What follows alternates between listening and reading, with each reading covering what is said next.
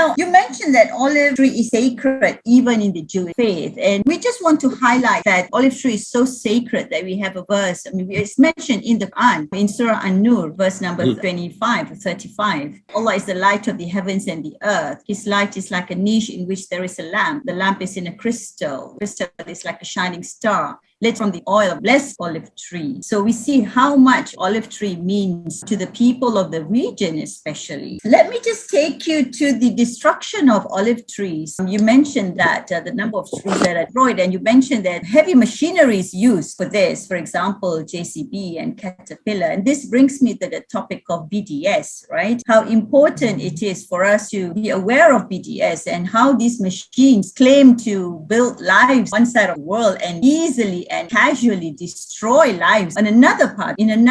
And your thoughts on that, Baha, on the destruction of olive trees, the machinery used, and BDS campaign, the global. Of course, to destroy olive trees in order to install walls, like the ancient olive trees you see in front of you were destroyed by heavy machinery from Caterpillar. Also, those trees over here, like you see the JCBs, communities are raising olive trees in the South Upper Hill. The State of Israel, buy the tools or import the tools of destruction from countries and companies around the world. So in those companies that make the machinery available for Israeli destruction are complicit with the destruction itself. They can't say we are providing the State of Israel with machinery to build, because for the State of Israel to build in Palestine, it has to be based on the expense of Palestinians' property. It's not like I provide you with machinery to build on somebody else's land. So I'm complicit with helping you steal and destroy somebody else's land. You can fool me and say no, you want to build on your land, blah, blah, blah. But it's very evident that everything the State of Israel is doing, especially in the occupied West Bank, is happening on the expense of lives and property and livelihood of Palestinian families. So JCB and Caterpillar that would provide machinery for different countries for construction, they definitely provide machinery for the State of Israel for the purpose of destruction. Destroying land in order to pave and expand Israeli settler road network. You see all the JCB and Caterpillar machinery are being used for the destruction of families' property to install roads that serve Israeli. The destruction of homes. You see the Caterpillar and JCB machinery being used by the State of Israel to demolish people's homes and turn them into homeless people. The construction of the wall. You see machinery of JCB and Caterpillar that is being used by the State of Israel to destroy people's property and install the walls. So those two companies that maybe make their machinery available in different countries around the world for the purpose of construction, in here in Palestine, they make that machinery available for the purpose of destruction. JCB and Caterpillar have been on the list of profiteers of Israeli destruction, profiteers of Israeli oppression, and they have been also exposed by the boycott, divestment, and sanctions movement that calls for the divestment from any beneficiary, any company that benefits from the destruction of Palestinians' lives in Palestine. I know there is an active part of BDS in Malaysia, and I hope